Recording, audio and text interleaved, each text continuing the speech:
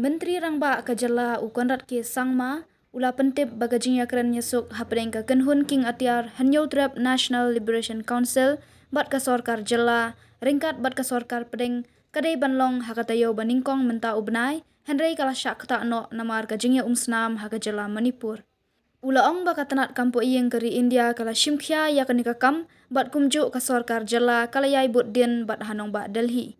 Menteri Rangba ula ong ba kajing Iakren kan sedang ban pentelun kumbaratmu kat ban Naka ke Hnlc kala banjur ya kajing donkam ban map ban peniat chakmat ya kajing Iakren nyesuk bat gila penpau ba kajing Iakren nyesuk kan omla banyak chakmat lada ke Sorkar jala bat ke Sorkar pedeng kim pedeng ya kajing dawa ke council ban map no yaki.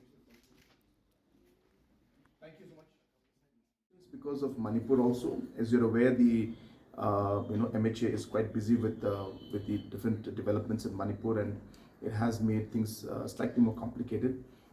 So we are in touch with MHA, and as I said, they are very serious about this entire thing.